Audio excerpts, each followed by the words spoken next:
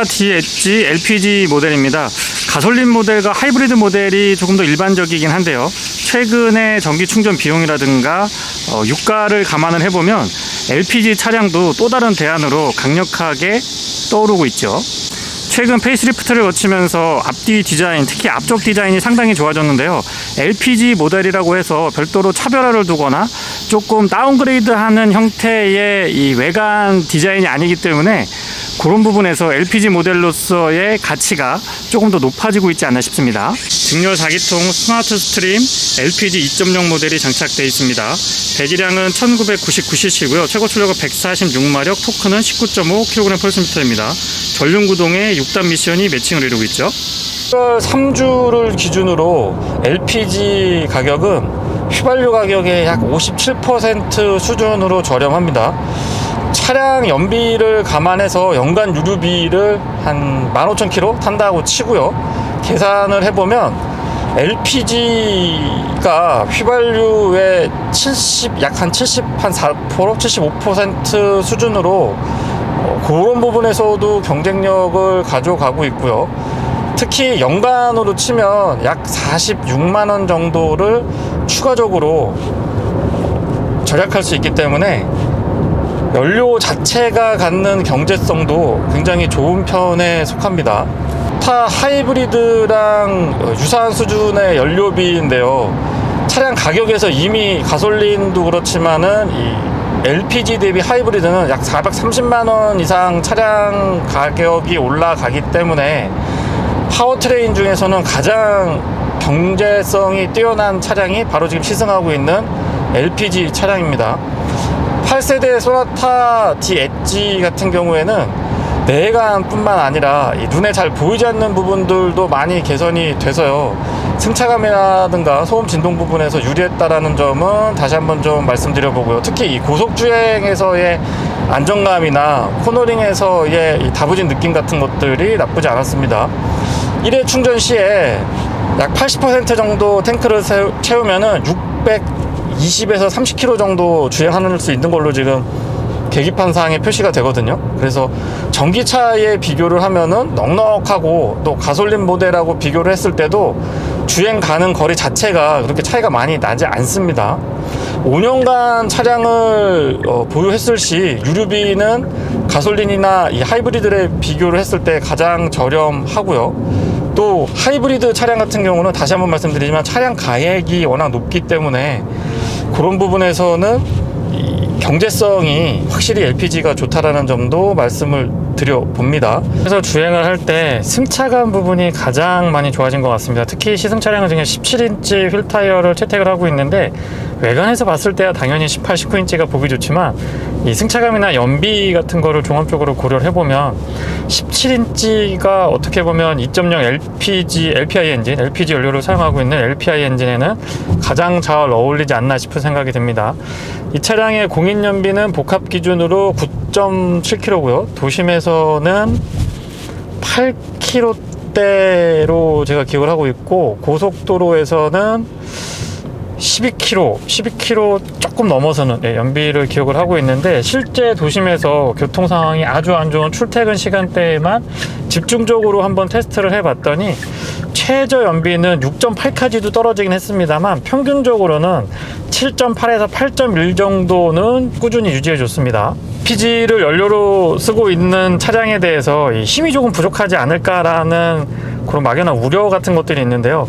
이 차는 마력도 그렇고 토크도 그렇고 힘에 있어서 그렇게 부족하다라는 느낌은 받지 못했습니다. 특히 도심 주행을 할 때는 LPG 연료를 사용하는 LPI 엔진 특유의 그 부드러운 회전 질감이 오히려 가솔린 엔진보다도 더 부드럽다라는 느낌이 들기 때문에 승차감에 민감하시고 또 조금은 저렴한 연료비, 가스 충전할 때 저렴하게 충전할 수 있는 부분들, 그리고 이 엔진이 회전할 때 회전 질감에서 느껴지는 어떤 자잔자잔한 진동 같은 것들에 민감하신 분들한테는 굉장히 좋은 선택이 될 거라고 생각을 합니다.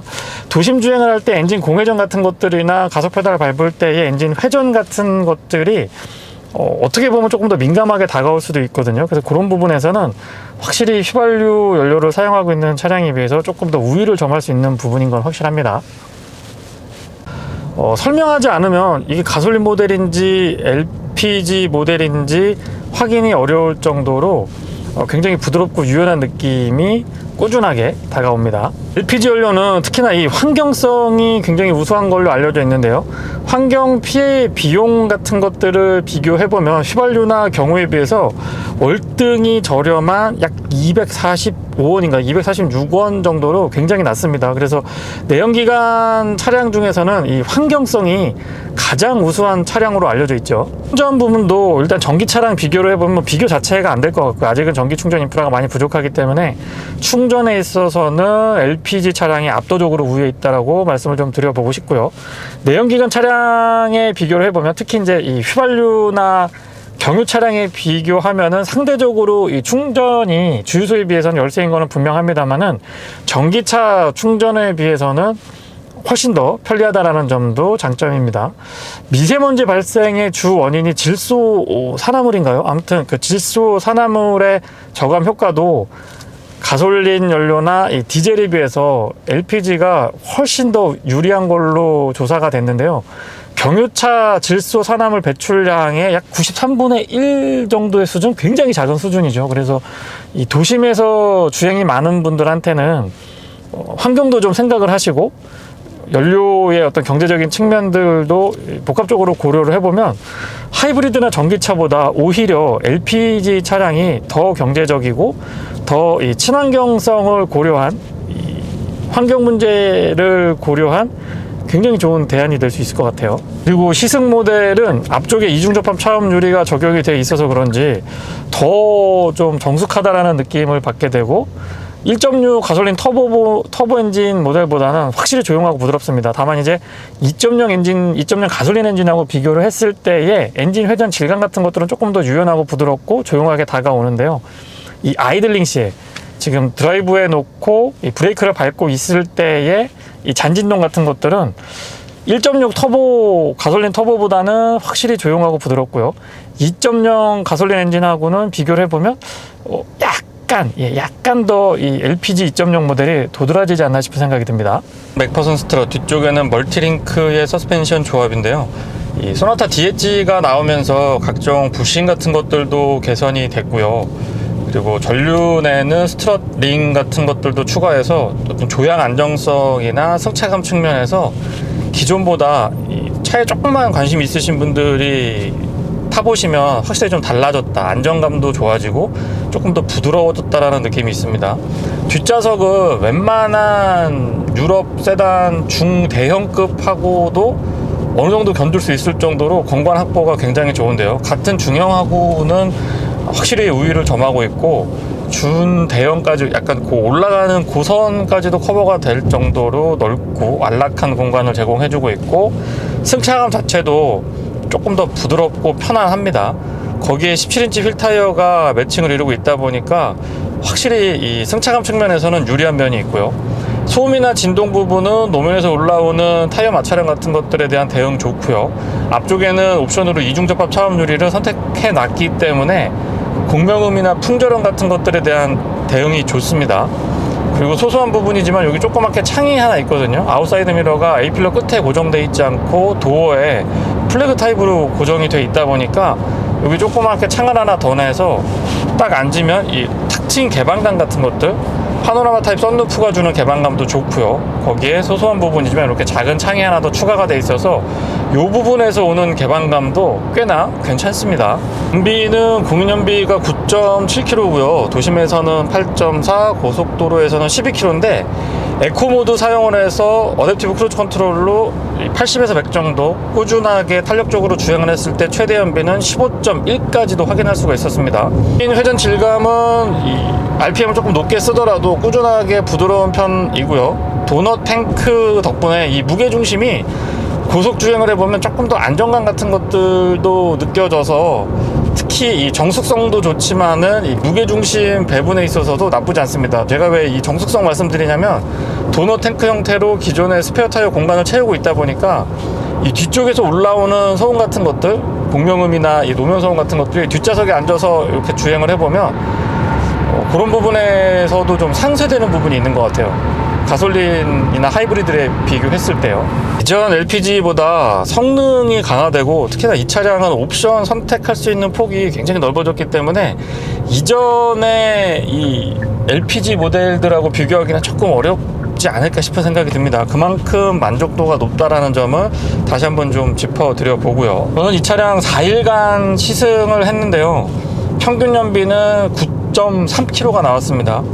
뭐 초고속 주행도 해보고 반복해서 프리브레이킹 테스트도 해보고 가옥 조건, 이 가다 서다 반복이 가장 심한 출퇴근 시간대만도 운행을 해보고 일단 다양한 조건을 좀 다뤄봤는데요, 메이커 측에서 발표하고 있는, 공식적으로 발표하고 있는 9.7km에 그렇게 많이 차이가 나지 않았습니다. 특히 요즘에 굉장히 더웠잖아요. 계속 에어컨 킨 상태로 주행을 할 수밖에 없었는데, 이런 이 전반적인 부분을 감안을 해보면 실제 체감할 수 있는 연비도 나쁘지 않다라는 점을 말씀드려 보겠습니다.